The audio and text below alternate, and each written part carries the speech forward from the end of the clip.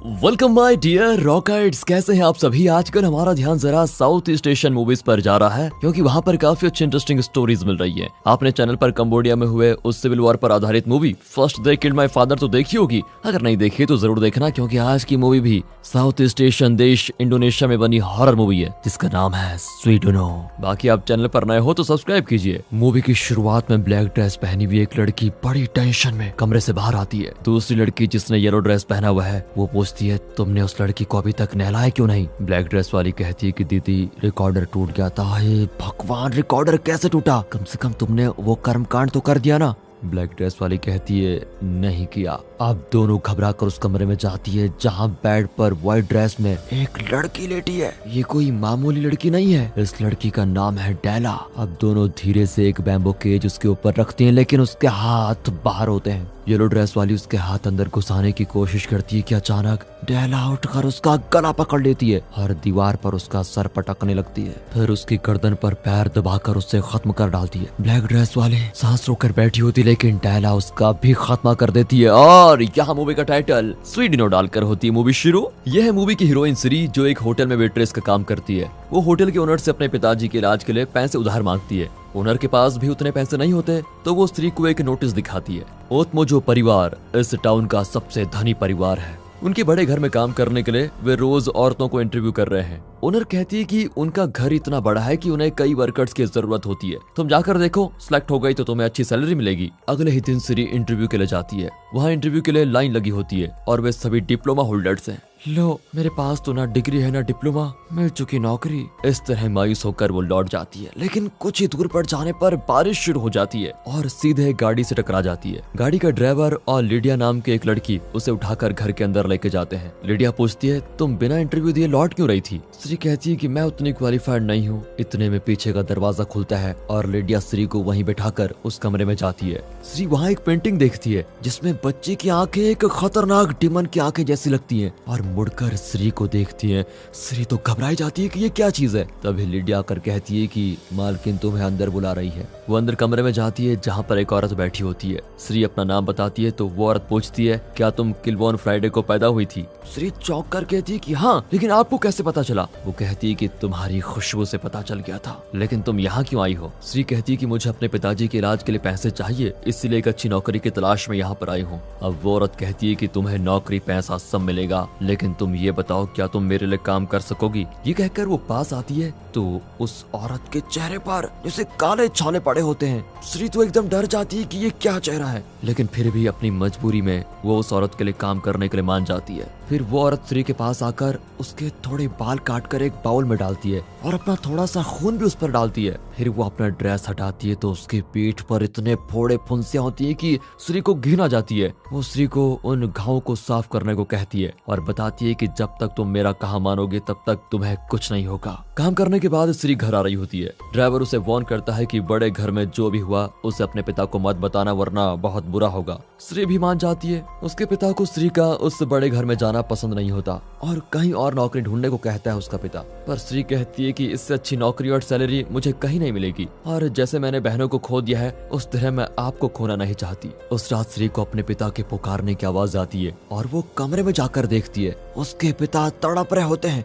और उनके पेट के नीचे से खून निकल रहा होता है। श्री घबराकर चादर हटाती है तो पेट के नीचे का हिस्सा कटा हुआ है और उनकी हथेलियां लटक रही होती हैं। फिर पापा श्री का गला काट लेते हैं। ओह, यहाँ श्री चौंक कर उठती है। यह महज एक सपना लगता है लेकिन श्री के हाथ में एक निशान बना हुआ है जो लाख कोशिश के बाद भी नहीं निकलता। अगले दिन श्री अपने कपड़े वगैरह पैक करके अपने पिता से विदा लेकर उस बड़े घर में चली जाती है। वहाँ ऑलरेडी एरना और रेनी नाम की दो लड़कियां होती है। उनके हाथों में भी बिल्कुल वैसा ही निशान देखकर श्री तो चौंक जाती है कि ये हो क्या रहा है। बातों ही बातों में पता चलता है कि रेनी पहले से ही बड़े घर में काम कर चुकी है। अब रास्ते में ड्राइवर जंगल के बीच गाड़ी रोकता है और प्रसाद जैसा कुछ हाथ में लेकर उतर जाता है। कुछ दूर जाकर वो अपने हाथ पर काटकर अपना खून उस प्रसाद में डालता है और उसे वहीं छोड़कर फिर कार में आ जाता है। तीनों लड़कियां ये देखकर डर के मारे फ्रीज हो जाती हैं कि ये कर क्या रहा है। फिर वो तीनों को जंगल के बीच एक घर में लेके जाता है। आप करेंगे ऐसे सुनसान जगह पर काम?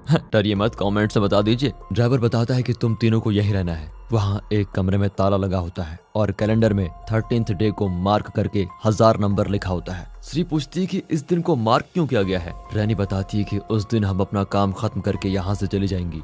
तभी एक बुजुर्ग मांत्रिक आता है। वो कहता है कि मुझे पता है तुम लोग कंफ्यूज हो कि तुम तीनों को यहाँ क्यों लाया गया है, मैं सब बताऊंगा, लेकिन पहले तुम्हें अपना ड्रेस चेंज करना होगा। तीनों उसका दिया हुआ ड्रेस पहन लेती हैं। फिर वो किचन में रखे पंप से पानी भर के लाने को कहता है और तीनों को उस कमरे में लेके जाता है जहाँ ताला लगा हुआ था। वहाँ सड़े हुए लाश की बदबू आती है और किसी चीज को सफेद कपड़े से ढका गया है। एक कोने में टेप रिकॉर्डर होता है जिसको वो चलाने के लिए कहता है। फिर बताता है कि इस टेप में मृत शरीर को नहलाने की प्रक्रिया बताई जाएगी, उसे ध्यान से सुनकर तुम्हें स्टेप बाय स्टेप फॉलो करना है। श्री पूछती है लेकिन हमें नहलाना कैसे होगा? तभी बुजुर्ग एक लड़की को बुलाकर सफेद कपड़ा हटाने को कहता है। कपड़ा हटता है तो हमें पता चलता है कि ये फर्स्ट सीन में दिखाई गई वही खतरनाक लड़की डेला है। ये उस बड़े घर की मालकिन की पोती है। दरअसल ओत्मोजो परिवार के किसी दुश्मन ने इस लड़की के शरीर में शैतानी शक्ति को घुसा दिया, जिसकी वजह से इसे सुनसान जगह पर रखकर इसके अंदर के शैतान को बाहर निकालने की कोशिश की जा रही है। इस लड़की को 1000 दिन तक यहीं पर बांध कर रखना होगा और रोज इसे नहलाकर रिकॉर्डर में बताए गए तरीकों से कुछ कर्मकांड करने होंगे,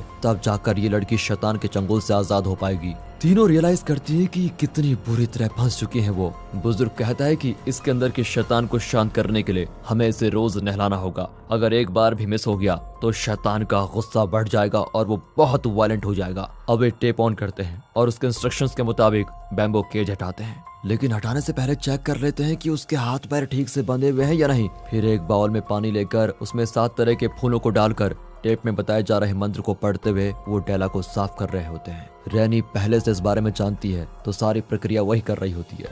वो डेला का मुंह साफ करना चाहती है तो अचानक रैनी का हाथ पकड़कर वो काट लेती है। रैनी दर्द से तड़पने लगती है कि तभी बुजुर्ग वो कपड़ा उठाकर डेला के मुंह को साफ कर देता है। तब जाकर वो शांत होती है। इतना कुछ देखने के बाद तो श्री अपनी चीजें उठा लेती है और अपनी जान बचाकर निकल जाती है, लेकिन वो बहुत दूर नहीं जा पाती। अचानक उनके पैर सुन्न हो जाते हैं और नाक से खून निकलने लगता है। दोनों वहीं बेहोश हो जाती हैं। होश आने पर दोनों खुद को उसी घर में पाती हैं। बुजुर्ग बताता है कि तुम तीनों ने बड़े घर की मालकिन के पास अपनी जान को गिरवी रखा है, इसलिए बचने की कोशिश करना बिल्कुल बेकार है। इतना ही नहीं, इस घर के चारों ओर एक मांत्रिक शक्ति का घेरा बनाया हुआ है, तुम उसे कभी पार नहीं कर सकती। सिर्फ 4 दिनों की बात है, चौथे दिन इस कर्मकांड के 1000 दिन पूरे हो जाएंगे और डेला की आत्मा उसके शरीर में आ जाएगी। फिर तुम अपने काम के लिए पैसे लेकर सुरक्षित अपने घर जा सकती हो। ये सब कुछ बताकर बुजुर्ग और ड्राइवर वहाँ से निकल जाते हैं। रैनी, जो ओत्मोजो फैमिली के लिए पहले भी काम कर चुकी है, वो बताती है कि ओत्मोजो फैमिली की कई दुश्मन हैं और उन्हीं में से किसी ने इस लड़की पर ऐसी शैतानी शक्ति छोड़ी है। शैतान के कब्जे में आने के बाद इस लड़की ने अपने परिवार के सभी लोगों को मार डाला। अब सिर्फ इसकी दादी यानी मालकिन जिंदा बची है। उसे भी ये मार डालना चाहती थी, लेकिन तभी मांत्रिक शक्तियों के द्वारा इसके अंदर के शैतान को शांत कर दिया गया और इसे पिंजरे में बंद कर दिया गया है। इसलिए हम तीनों को एक दूसरे की मदद करके अगले 4 दिन में सब कुछ ठीक करना होगा। इस तरह रात गुजरती है और सुबह होते ही रैनी श्री और एर्ना को बताती है कि सिर्फ इस पंप का पानी यूज करके डेला को नहलाना चाहिए, सिर्फ इसी पानी से, याद रखना। श्री डेला के कमरे को क्रॉस करती है तो उसे किसी की आवाज आती है, प्लीज मेरी मदद करो। श्री एक छोटे से होल के अंदर देखती है तो पिंजरे पर कपड़ा वैसा का वैसा होता है, लेकिन अंदर से किसी की चलने की आवाज आती है। जब श्री रैनी को ये बात बताती है तो वो कहती है वो डेला की आवाज नहीं बल्कि उस शैतान की आवाज है, तुम उस पर ज्यादा ध्यान मत दो। लेकिन इस पंप में पानी नहीं आ रहा है। फिर जो पानी निकला उसे लेकर एर्ना डेला को नहलाने जाती है। रैनी और श्री पंप को ठीक करने लगती है। एर्ना डेला के कमरे में जाकर टेप ऑन करती है और इंस्ट्रक्शंस के मुताबिक डेला को नहलाकर बाहर भी आ जाती है। उसी रात तीनों सो रही होती हैं, तभी श्री को लगता है कि वो एक खेत के बीच में गड्ढे में लेटी हुई है। उसे डेला की आवाज आती है कि कोई मेरी मदद करो। श्री उस आवाज की दिशा में जाती है तो वहाँ पर एक लड़की का घर होता है। तभी काले ड्रेस में एक आदमी तेज भाग कर आता है और श्री पर हमला कर देता है। अचानक श्री की आंखें खुलती हैं। ओह, ये भी एक सपना लगता है, लेकिन उसके हाथ पर उस खेत के पत्ते, घास वगैरह चिपके होते हैं और पैर पर मिट्टी लगी होती है। अगले दिन वो रैनी से पूछती है कि क्या यहाँ आसपास कोई खेत है। रैनी कहती है तुम ये सब कुछ क्यों पूछ रही हो। तभी श्री अपने सपने की सारी बात उसे बताती है और कहती है कि अगर वो सपना था तो ये पत्ते मेरे पास कैसे आया। रैनी उसे डांटती है कि हम यहाँ रिसर्च करने नहीं, शैतान को भगाने के लिए आए हैं, इसलिए चुपचाप जाकर डेला को नहला दो, आज तुम्हारी बारी है। श्री पानी लेकर कमरे में जाती है। वहाँ उन 7 फूलों की पंखुड़ियाँ नीचे पड़ी हुई होती हैं, जिन्हें पानी में डालकर डेला को वे नहलाते हैं। श्री को शक होता है कि ये नीचे क्यों गिरे हुए हैं। फिर वो रिकॉर्डर ऑन करती है, पर रिकॉर्डर शुरू से नहीं बल्कि बीच से चालू होता है। वो टेप को रिवाइंड करके शुरू से प्ले करती है। फिर डेला को क्लीन करके उसके पास जाती है। डेला उससे उसका नाम पूछती है। श्री पूछती है क्या तुम सच में बोल रही हो। वो कहती है हाँ, मैं डेला बोल रही हूँ। फिर श्री अपना नाम बताती है। इस पर डेला पूछती है, क्या आप थोड़ा नजदीक आएंगी, मैं आपको देखना चाहती हूँ।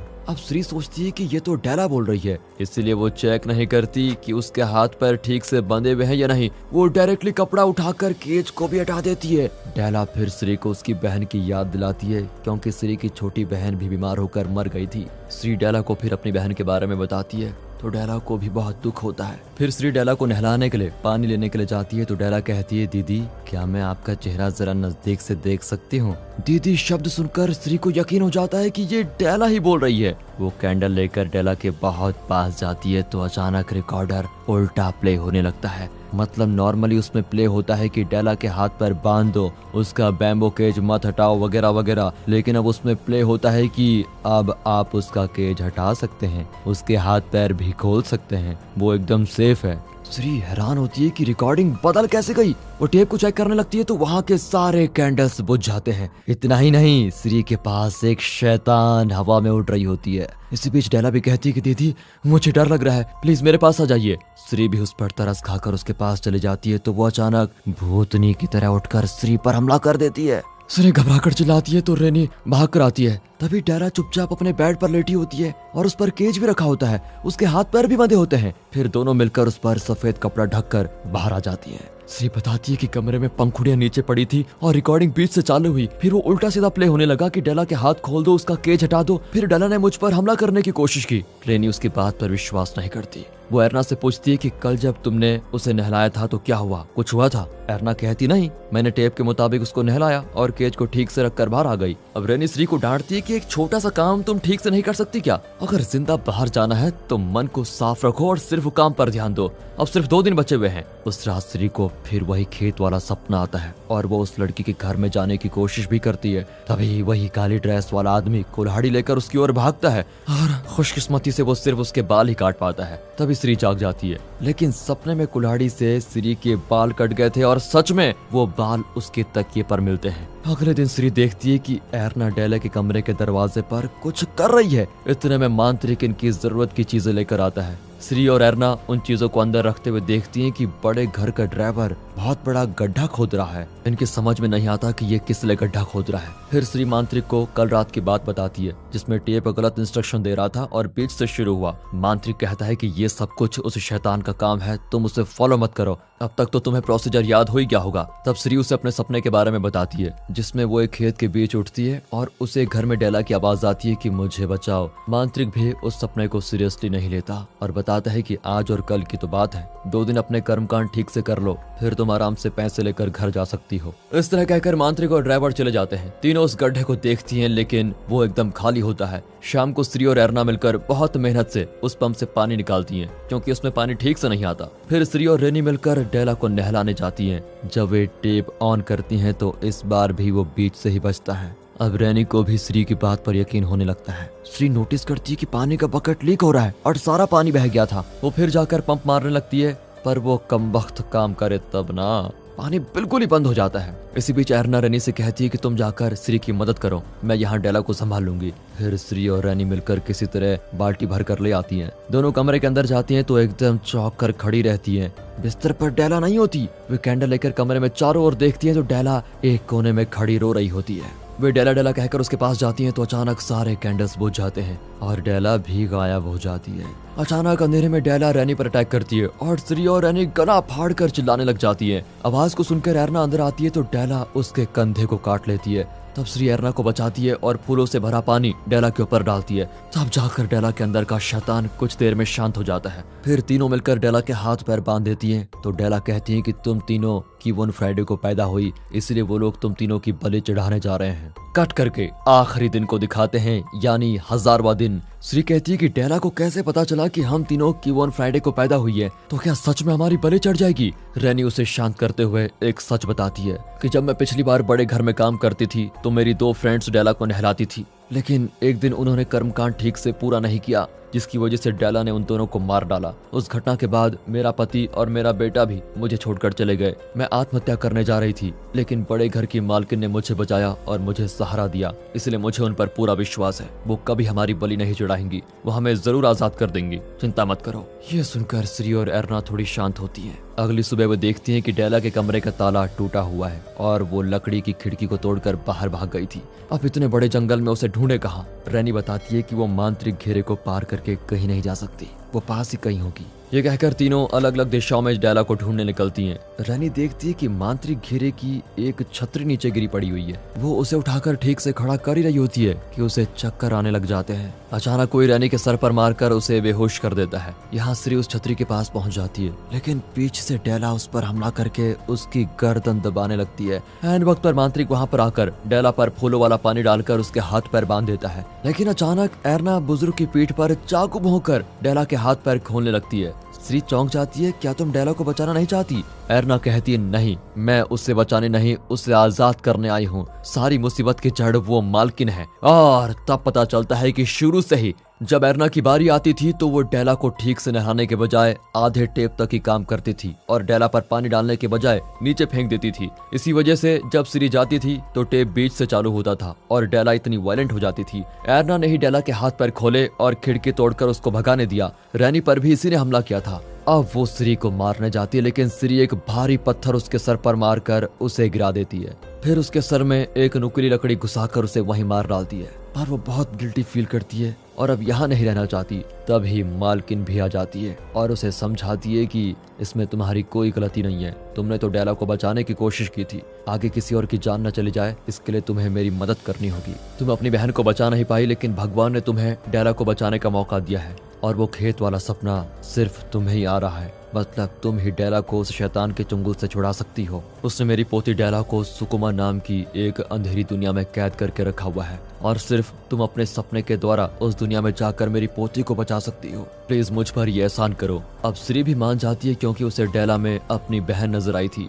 मांत्रिक की मरहम पट्टी करने के बाद वो जरा ठीक हो जाती है और वे डेला को उस गड्ढे में उतारते हैं। मांत्रिक रेनी से कहता है कि तुम्हें अब डेला को इस फूल वाले पानी से क्लीन करते रहना होगा। फिर वे श्री को भी डेला के पास लेटने को कहते हैं ताकि वो सुकुमा की अंधेरी दुनिया में जा पाए। यहाँ दिन है तो सुकुमा में रात होगी। अब हिम्मत से काम लो और डेला को वहां से बचा कर ले आओ। मालकिन श्री को एक मांत्रिक चाकू देती है जिससे वो रास्ते में आने वाली बुरी शक्तियों को नाश करके खुद को और डेला को बचा पाए। फिर बुजुर्ग श्री के मुंह पर खून डालता है तो श्री पहुंच जाती है सुकुमा की दुनिया में। वहां पर उस लड़की के घर का दरवाजा तोड़ देती है। इसी बीच रैनी यहाँ डेला के शरीर को क्लीन कर रही होती है, लेकिन वो देखती है कि पानी तो खत्म हो गया है। वो मांत्रिक से पानी लाने को कहती है, लेकिन इसी बीच शैतान डेला के शरीर पर कब्जा कर लेता है और वो रैनी का एक कान काट कर नीचे थूक देती है। फिर वो गड्ढे से बाहर निकलकर मांत्रिक का सर पत्थर पर फोड़ने लगती है। तभी ड्राइवर डेला को शांत करने की कोशिश करता है। यहाँ श्री उस लड़के के घर के अंदर चली जाती है।